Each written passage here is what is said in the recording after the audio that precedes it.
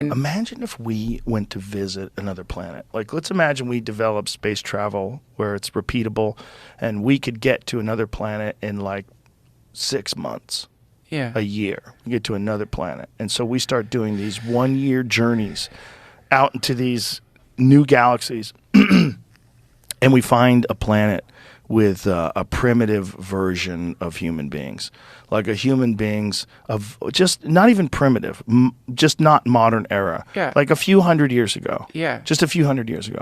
And then we come back a year later and they're overrun with machines and there's just a small pocket of humans left. They're just overrun with something that they created. That just took over and took off, and then we realized, like, oh my God, this could happen everywhere. And that's kind of a life form. We just don't think it's a life form because it doesn't have blood and cells. But it's a technological life form. Then you come back another year. Now the planet is just a metallic ball that starts attacking you with weapons that you can't evade. So you barely escape.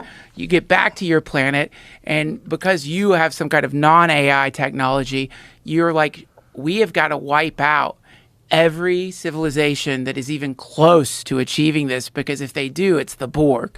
So you do the scan. Yeah, the Borg. And what pops up on your futuristic display? Oh shit, there's this one. It's a third planet from that star there. They're just on the precipice of creating this fucking thing. So let's go ahead and send our Tic Tacs over there, make sure it's happening. We don't want to destroy a planet if we don't have to. Oh yeah, it's happening. Get rid of that one. And then that explains the Fermi paradox, is because anytime a planet is on the precipice of inventing machine intelligence, an invisible cosmic order that has already figured out that that's cancer wipes them out, just zaps or them. Stops it from happening and allows them to smoothly transition to the next stage of existence, which they're already aware of because their civilization's already gone through it. That's the UFO folklore when it comes to the bombs, right? That they started showing up and that they disarmed nuclear missile sites. You know about that, right? There's reports from these fucking head military guys that were on these missile sites where all their power shut down, everything shut down. There's this thing hovering over their military base that showed complete control out of all their power systems. Yeah, shut it down.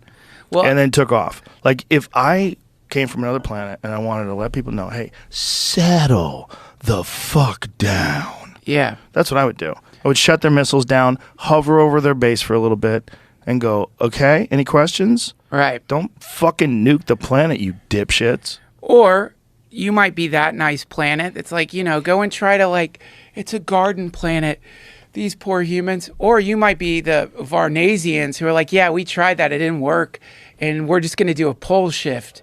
We're going to actually make it so on average, it takes about 11,000 years for that planet to get to the point where the dumb monkey descendants decide to make another machine intelligence, start doing nuclear bombs, which, because of quantum entanglement, cause disruptions in other planets that kill people.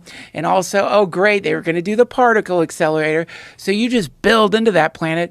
Let's just make it so 11,000 years or so, there's a pole shift that wipes out most life on the planet, and it just starts over. Maybe eventually we'll get a good batch. And I've thought that, man. I think that all the time when I think about the Great Pyramids and all the ancient structures and whatever catastrophes that have wiped people out over and over again. Maybe that's like a built-in system.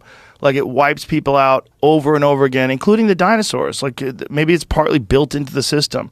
Things get wiped out, and then they start from scratch again. Oh, we got a bad thing here. We got giant lizards just fucking eating everything. Wipe it. Boom! Wipe the hard drive. Wipe the hard drive. Got a virus. It's almost like the most extreme version of survival of the fittest. Oh. That's also why I think that people are so fucking savage.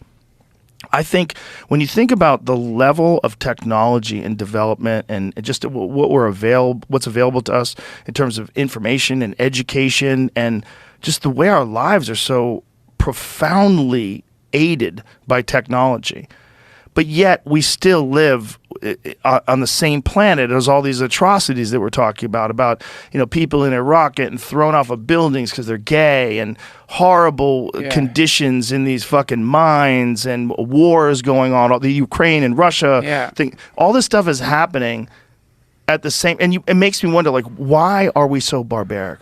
Well, if there really was some sort of a massive natural disaster that happened around 11,000 years ago, and it killed almost everybody, and just the people that survived were fucking monsters, just monsters. And if you think about civilization, like if they follow that impact theory from 11,800 years ago, and then you start looking at around 6,000 years ago is when we start seeing evidence of agriculture and written language and crude, but also like with an understanding of the solar system, like a detailed map of the solar system. The reason they're probably the only people that survive were the most horrific amongst us, the craziest people, the people that were willing to eat people. The people that are the monsters in the movies where, when a catastrophe happens, they start turning to cannibalism. Yeah. Yeah, I mean, we're the ancestors of those people. In the stories that Graham Hancock is so good at talking about, of like, okay, but there were some people who like managed to keep civilization intact. It collected like vaults of data, and they go and they're trying to like spread this. It's like, how many of them just like were like, what's that? What's that island you talk about it? I don't want to fuck up your joke, and I won't mention it all. But the Sentinel. Oh, North Sentinel Island. So how many people did actually survived who didn't go Mad Max, and how many of them were like, okay, let's get back out there. We're going to tell them about we came from the Pleiades. We're going to explain to them that this happens about every 11,000 years, so we need to start working now so we can develop maybe a way to colonize the moon, get off world, because this fucker resets every 11,800 years. How many of them were just like the same thing? I won't go into the details about that. How many of them were wiped out, were just murdered? Yeah. Were just killed? How many of them just didn't make it because it's like they seemed like demons to these people who had gone through hell? And how much was lost just from like purely defensive, like, Walking Dead level survivors? I love The Walking Dead. Yeah. Well, how much was lost due to raids by warring tribes? I mean, that's the story of Baghdad. The story of Baghdad was when it was sacked by the Mongols, that the river ran red with blood. And that was like the height of the Islamic scholars, all the mathematicians and scientists that came out of the Islamic faith. They were the height of technology and science back then, and they got raided by the Mongols and slaughtered. They would kill a whole city full of people. Yeah.